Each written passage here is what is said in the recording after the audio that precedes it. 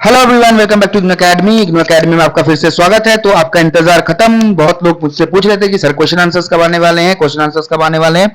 ये आपका question answers आ गया है, BEGC 132। इसके जितने भी इंपॉर्टेंट क्वेश्चंस हैं, ठीक है, इसके जितने भी प्रीवियस ईयर्स के क्वेश्चंस हैं, जितने भी इंपॉर्टेंट क्वेश्चंस हैं, अगर आप इसको कर लोगे, ध्यान से देख लोगे, तो आपका पूरा 100% प्रॉब्लम सॉल्व। आपको और किसी चीज की टेंशन लेने की कोई जरूरत नहीं है, क्योंकि अभी जो क्वेश्चंस आने वाले हैं मैं पीडीएफ आपको ऑफ कोर्स प्रोवाइड कर दूंगा। मेरा फेसबुक पेज है इग्नू अकेडमी के नाम से, मैं लिंक डिस्क्रिप्शन बॉक्स पे दे दूंगा, आप जाके वहां से चेक इन कर लीजिएगा। और वहां पे सारे इंग्लिश रिलेटेड, सिर्फ और सिर्फ ग्रेजुएशन का ही नहीं, बाकी और सब्जेक्ट्स के विलियम शेक्सपियर से रिलेटेड और भी जितने भी पोएट्स हैं हमारे, एमपी शैली वगैरह वगैरह, सबसे आपको रिलेटेड चीजें वहां पे मिल जाएगी, या फिर सोनेट्स मिल जाएगा, समरी वहां पे मिल जाएगी शॉर्ट में। और शॉर्ट्स भी मैं अपलोड कर रहा हूं, थोड़ा सा रिवीजन, क्विक रिवीजन के लिए फटाफट आपको हो जाएगा। और मैं एक चीज बता दूं कि अभी जो क्वेश्चन में आपको लोग पढ़ोगे, बिल्कुल ध्यान से बैठना है, 20 मिनट देख लेनी है, क्योंकि देखो इतना बड़ा आंसर जो आप देखोगे ना, इसको तो आप रट नहीं सकते। तो आंसर्स मैं आपको समझा दूंगा तो जल्दी से जल्दी आपके दिमाग में चीजें बैठ जाएंगी।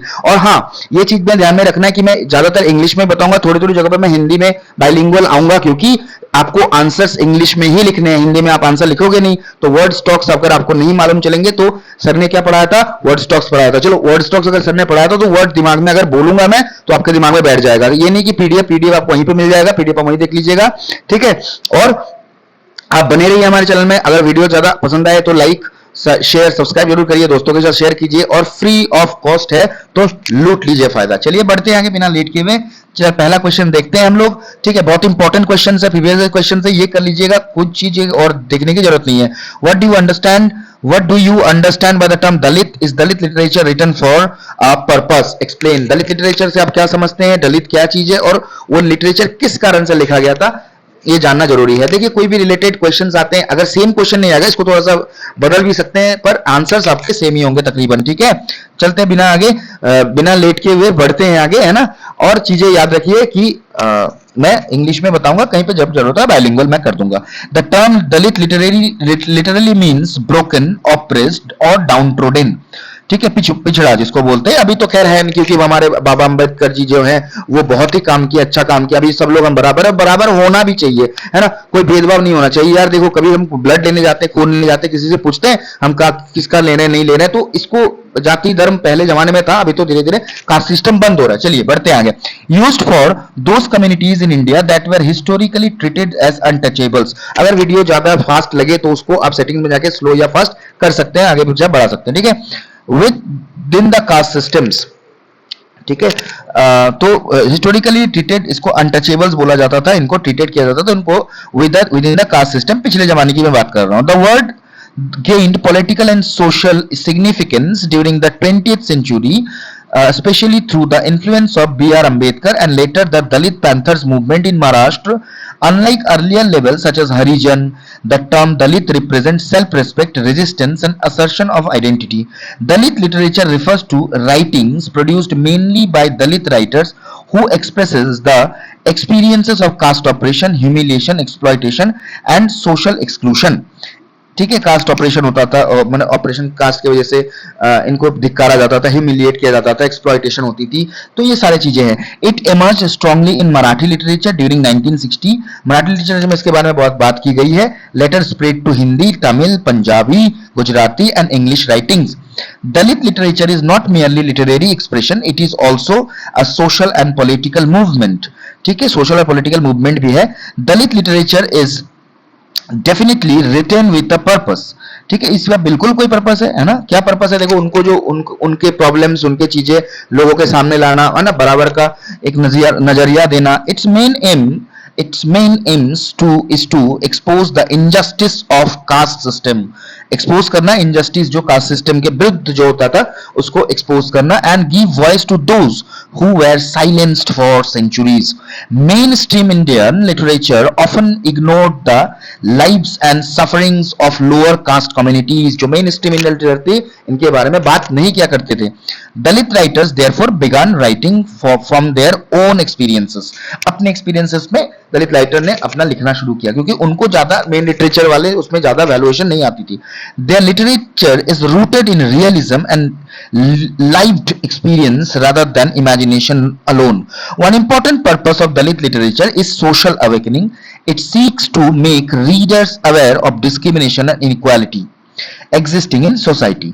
Through autobiographies, poems, short stories, and essays, Dalit writers reveal the harsh realities of untouchability, poverty, violence, and exclusion from education and employment. इनसे जो इनको नहीं दिया जाता था, ठीक है. Another purpose is the assertion of identity and dignity. Dalit writers reject the idea that lower castes are inferior. दलित का जो है लोअर कास्ट जो इंफीरियर है इनको करते थे क्या, रिजेक्ट करते थे. Their writings promote self-respect and equality. They challenge traditional social structure and religious practices that justify caste hierarchy. तो उनको चैलेंज करते थे, जैसे कि कोई रिलीजियस प्रैक्टिस है जो उनको मतलब कास्टिज्म के मतलब रिलीजियस जो होता है कि रिलीजियस सिस्टम से जो कास्टिज्म के ऊपर डिपेंड करता है कि ये कास्ट के हैं तो वो कास्ट के हैं तो इन पे पूजा नहीं दी जाएगी, वो नहीं कराया जाएगा, ये सब चीजें जो बेकार की चीजें चलती थी पहले से, ठीक है. Dalit literature is also revolutionary in nature. It protests against oppression and demands social justice. Anger, protest, and resistance are important features of this literature. Writers such as Om Prakash Valmiki, Bama, and Babu Rao Bagul portray the pain and struggles of Dalit communities while inspiring change. Language is another important aspect. Dalit literature often uses simple, direct, and colloquial language instead of highly decorative literary style. This makes it accessible and authentic. अब easy लिखेंगे तब लोग पढ़ेंगे, है ना. सब लोग तो मतलब इतना खतरनाक नहीं जानते ना इंग्लिश वगैरह, तो कुछ कुछ नॉर्मल इंग्लिश भी जानते, तो उनके लिए भी पढ़ना मतलब आसान हो, इसी हिसाब से सबके मतलब जो लैंग्वेज है और उनके बारे में जो चीजें सब तक पहुंचे, बेसिकली कहना मेरा ये. The emotional intensity and realism creates a powerful impact on readers. Dalit literature also attempts to rewrite history from the perspective of marginalised communities.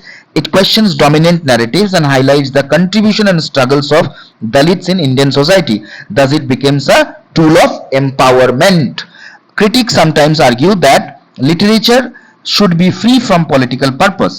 However, Dalit writers believe that literature cannot remain neutral in an unequal society. For them, writing is a means of liberation and social transformation.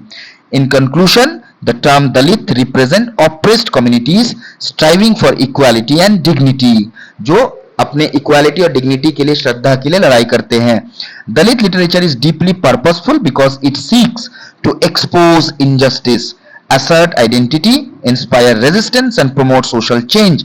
It is therefore both a literary and socio-political movement that has transformed modern Indian literature. देखिए कितना बढ़िया है. अगर आप चीजों को अब क्या है कि वीडियो में बने रहिए, थोड़ा सा टाइम दीजिएगा, बस वीडियो देखिएगा फटाक से और काम आपका बन जाएगा बहुत आसानी से, ठीक है. एक वीडियो देख लीजिएगा, बस दिमाग में बैठ गया, आराम से देखिए, दिमाग में बैठ गया, चीजें क्लोज योर आईज, वर्ड्स को समझिए, क्या बता रहा हूं मैं वो चीज पढ़िए, एनालाइज करिए, खुद का खुद आंसर आप खुद लिख सकते हैं. अब इतना बड़ा पीडीएफ अब तो आप याद कर नहीं सकते, ठीक है. तो ये पढ़ लीजिए मेरे साथ साथ, देख लीजिए मेरे साथ साथ, चीजें आपके दिमाग में बैठ जाएंगी, ठीक है. चलिए थोड़ा सा टाइम देना पड़ेगा, है ना, थोड़ा सा तो देना ही पड़ेगा, ठीक है. 10-10 मिनट कम से कम हर डे हम 2-2 3-3 वीडियोस करेंगे. ये सारे क्वेश्चंस क्या है ना, ये सारे क्वेश्चंस ध्यान में रखिएगा. 20 मार्क्स के क्वेश्चन है भैया, है ना, 20 मार्क्स के क्वेश्चन है, ठीक है. ये क्वेश्चन लिख लीजिएगा तो 4-5 पेज आ जाएंगे, साथ में अपना भी कुछ एडिशंस आप कर सकते हैं, 4-5 पेज आ जाएंगे, ठीक है. 4-5 पेज अगर आपके आ गए 20 नंबर्स के, अगर ऐसे क्वेश्चंस हम डेली सॉल्व कर, 30 भी क्वेश्चन आप सॉल्व करते हैं एक चैप्टर से, एक बुक से, एक सब्जेक्ट से, आराम से आपको 70, 80, 90% कोई नहीं रोक सकता. बढ़ते हैं आगे, चलिए बिना लेट किए हुए.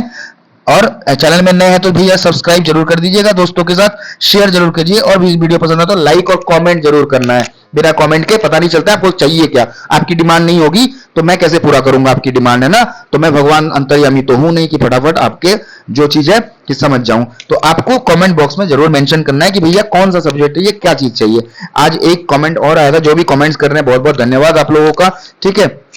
और फेसबुक का जो पेज है मैं डिस्क्रिप्शन बॉक्स पे जरूर डाल दूंगा, आप वहां पे मेरे से जुड़ जाइए। वहां पे पीडीएफ्स, वहां पे इंग्लिश के नोट्स, इंग्लिश के short short notes, summary notes, और या फिर जो भी मेमोराइजेशन के लिए जो भी बुलेटेड पॉइंट्स है वो आपको तुरंत वहां पे मिल जाएंगे। बढ़ते हैं नेक्स्ट क्वेश्चन की तरफ।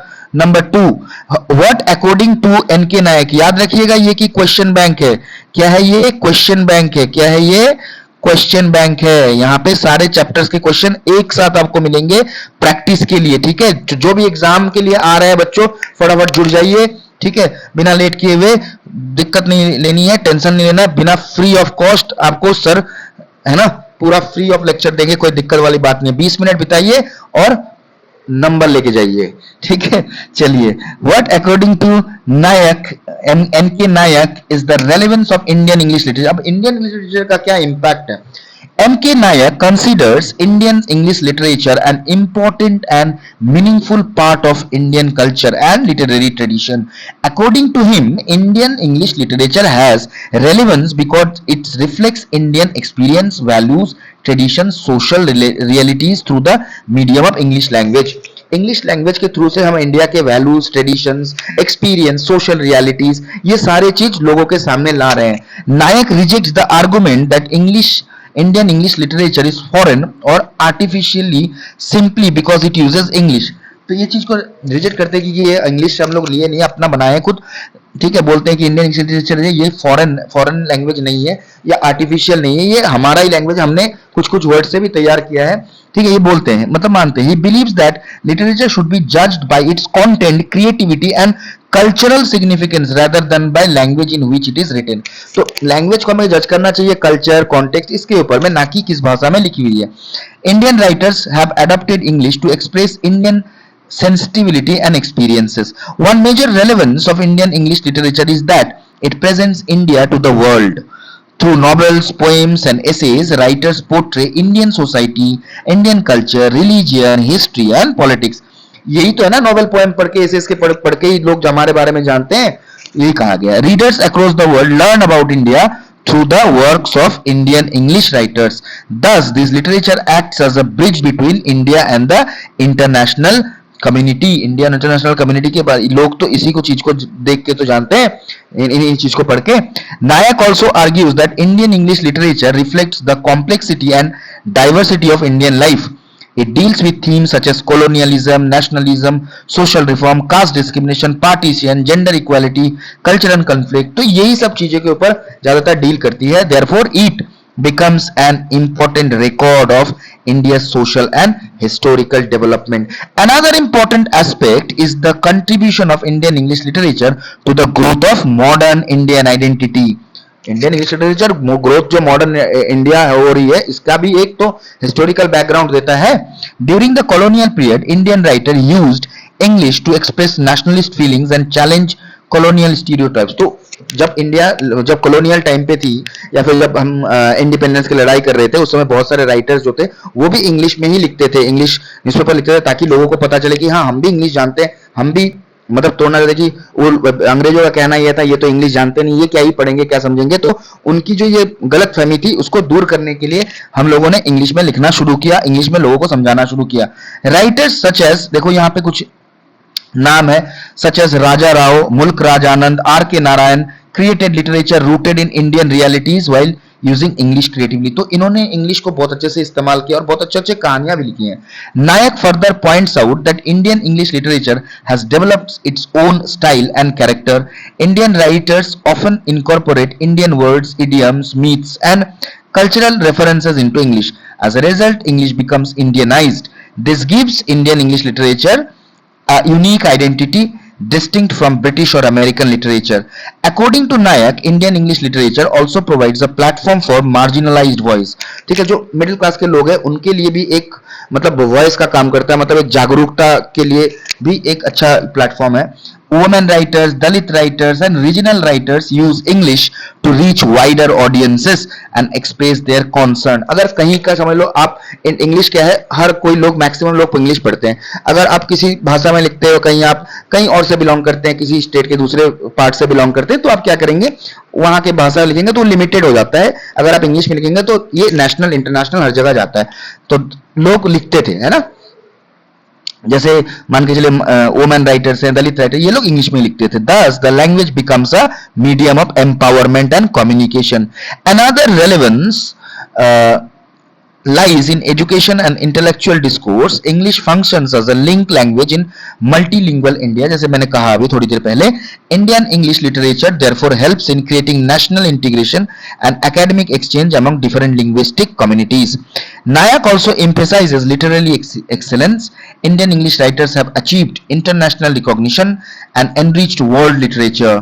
Poets such as Nissim Iqbal and novelists such as Salman Rushdie demonstrate the artistic strength of Indian English writing. तो इन्होंने बहुत ज्यादा ही मतलब ये किया है, मतलब बहुत ज्यादा काम, अच्छे अच्छे काम दिए हैं। लोग हमें, हमारे राइटर्स को भी लोग पहचाने, हमारे राइटर्स के बुक भी छपते हैं, हमारे राइटर्स के राइटिंग्स भी छपते हैं, ठीक है।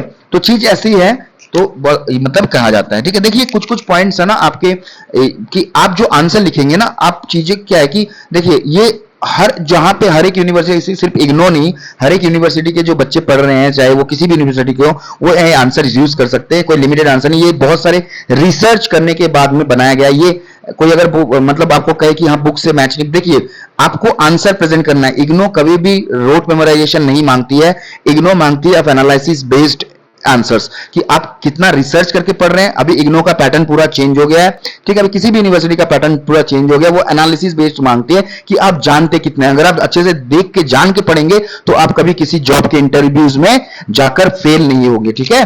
तो ये कहना ये है कि जो चीजें हैं, ये पूरा जो वर्ल्ड है, जो पूरा दुनिया, पूरा मतलब जो वर्ल्ड क्या है, पूरा मतलब हर जगह से रिसोर्स अच्छे अच्छे जगहों से चुन चुन के बनाया गया नोट्स है, ठीक है। चलिए तो उस हिसाब से देखिएगा, है ना।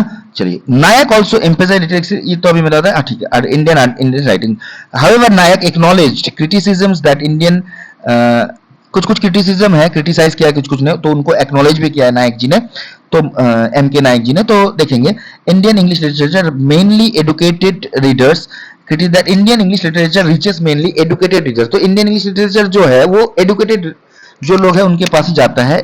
Yet he argues that its contribution cannot be denied because literature always evolves through interaction between languages and cultures. तो लिटरेचर कैसे इवॉल्व होगा, कैसे बढ़ेगा, जब इंटरेक्शन होगी लैंग्वेजेस के बीच, कल्चर्स के बीच, तभी ना। इन कंक्लूजन अगर माना जाता है, ओवरऑल में हम देखेंगे, according to M K Nayak, Indian English literature is highly relevant because it expresses Indian realities, strengthens cultural identity, contributes to national and international understanding, and enriches both Indian and world literature. It is therefore an integral part of modern Indian literary tradition. तो Indian realities जो है क्या क्या express करती हैं, Indian realities, strengths क्या है, cultural identity क्या है हमारे, कंट्रीब्यूट्स टू द नेशनल, और क्या क्या हमने कंट्रीब्यूशन दिया है नेशनल इंटरनेशनल में राइटिंग्स के थ्रू, ये सब चीजें एक हाईलाइट करती हैं। तो आज के लिए इतना ही, हमने 2 क्वेश्चन किया, 2 क्वेश्चन हम लोग कवर अप किया, कितने 20 नंबर्स के। आशा है कि इसमें से कुछ ना कुछ आपको एग्जाम में आए, और आएगा ही, चाहे ये सेम टू सेम ना आए, पर इसके साथ में रिलेटेड कुछ ना कुछ आएगा। ध्यान से वीडियो देखिएगा तो आपको अच्छा लगेगा और समझ में भी आएगा चीजें, ठीक है। तो बने रहिए हमारे साथ में, चैनल में नया तो सब्सक्राइब जरूर कीजिए। मिलते हैं अगले पार्ट के वीडियो में। थैंक यू, जय हिंद, और पढ़ते रहिए और मजे लेते रहिए।